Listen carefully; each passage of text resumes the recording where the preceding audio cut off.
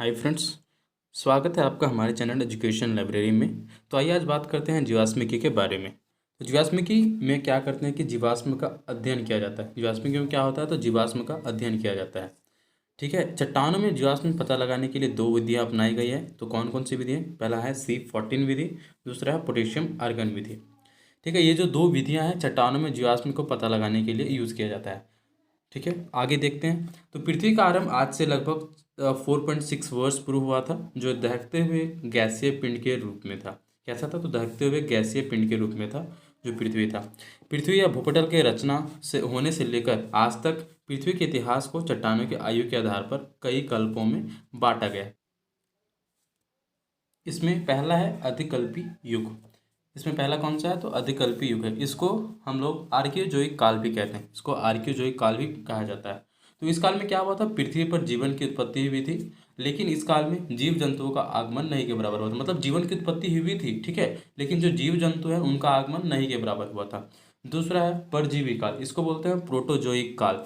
इस काल में क्या हुआ था? प्रोटोजोआ ग्रुप और बैक्टीरिया, कवक, शैवाल आदि आए थे, और मोलस्का, जो मोलस्का ग्रुप के जीव भी आए थे। कौन से काल में? तो इसको बोलते हैं प्रोजोइक काल या फिर प्राजीवी काल।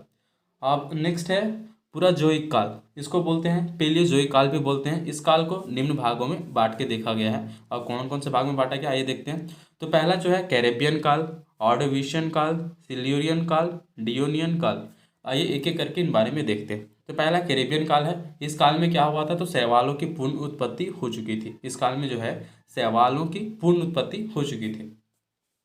दूसरा है ऑर्डोविशियन काल। इस काल में समुद्री जो शैवाल होते हैं उनकी उत्पत्ति हुई थी, मतलब समुद्री शैवालों की उत्पत्ति हुई थी। और तीसरा है सिल्यूरियन काल। तो इस काल में क्या हुआ था? स्थलीय पादप जो होते हैं, स्थलीय पादप का आगमन हुआ था। अगला है और स्थलीय पादप के अलावा बिना पंख वाले कीड़े मकोड़े और मछलियों का विकास भी इसी काल में हुआ था। किस काल में? तो सिल्यूरियन काल में। सिल्यूरियन काल में क्या हुआ था? स्थलीय पादप का आगमन हुआ था, बिना पंख वाले कीड़े मकोड़े का और मछलियों का विकास भी हुआ था। अब अगला है डियोनियन काल। तो इस काल में पहली बार जंगल का विकास हुआ था। तो जैसे कि क्वेश्चन पूछता है कि पहली बार जंगल का विकास किस काल में हुआ था, तो वो डियोनियन काल में हुआ था। डियोनियन काल में पहली बार जंगल का विकास हुआ था। अब आगे आता है मध्यजीवी काल। इस काल को सरीसृप युग भी कहा जाता है, क्योंकि इसी काल में विशालकाय उड़ने वाले सरीसृप जीवों का आगमन हुआ था। इस काल में देखा जाए तो सबसे मतलब जो महत्वपूर्ण है वो डायनासोर की उत्पत्ति हुई थी। कौन से काल में? मध्यजीवी काल में। और एंडीज पर्वत और अल्पस पर्वत का भी विकास जो हुआ था वो मध्यजीवी काल में ही हुआ था। उसके बाद आगे आता है नूतनजीवी काल। इसमें जो है स्तनधारी वर्ग के जितने भी जीव जंतु होते हैं, स्तनधारी वर्ग के जितने भी जीव होते हैं उनका विकास हुआ था, एवं कीटों का भी विकास हुआ था। इस काल को भी विभाजन निम्न रूप से किया गया है। इसमें आता है पहला आधुनिक काल। यह काल आज से लगभग 4000 वर्ष पूर्व का काल था। इस काल में मानव का प्रारंभिक रूप सामने आया था।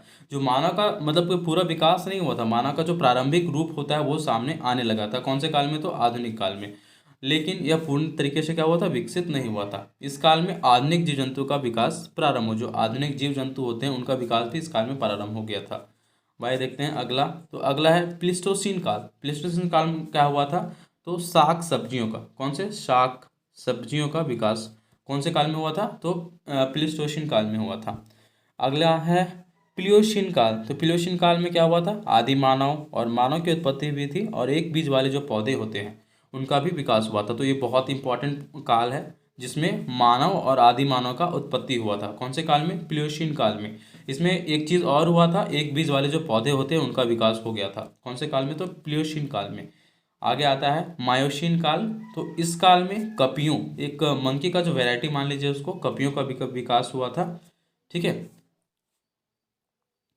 आइए अब बात करते हैं अनुवांशिकी के बारे में। इसको जेनेटिक्स कहते हैं, अनुवांशिकी के बारे में। तो माता पिता से संतानों में क्या होता है? विभिन्न लक्षणों का स्थानांतरण होता है। अगर हम उससे संबंधित कारणों को जानने का प्रयास करें, नियमों का अध्ययन करें, तो वो क्या कहलाता है? अनुवांशिक कहलाता है। क्या कहलाता है? अनुवांशिक कहलाता है। यानी अनुवांशिकी गुणों का एक पीढ़ी से दूसरी पीढ़ी तक स्थानांतरण होना अनुवांशिकी कहलाता है। क्या बोलते हैं? अनुवांशिक जो गुण है उनका एक पीढ़ी से दूसरी पीढ़ी तक जब स्थानांतरण होता है तो वो अनुवांशिकी कहलाता है। जो अनुवांशिकी शब्द है इसका सर्वप्रथम जो प्रयोग किया था वो डब्ल्यू वाटसन साहब ने किया था 1905 ईस्वी में। और लेकिन जो अनुवांशिकी शब्द के जो प्रयोग किया था, मतलब जबकि जो जॉर्ज मेंडल थे उन्होंने अनुवांशिकी पर अपना प्रयोग किया था, इसीलिए ग्रेगर मेंडल को क्या कहा जाता है, अनुवांशिकी का जनक या पिता कहा जाता है। इन्होंने अपना प्रयोग जंगली मटर के दाने पर किया था, ये याद रखिएगा, ये बहुत इंपॉर्टेंट है। वहाँ पूछता है कि जो जॉर्ज मेंडल ने प्रयोग किया था तो किस चीज़ पे प्रयोग किया था, तो जंगली मटर के दाने पर प्रयोग किया था।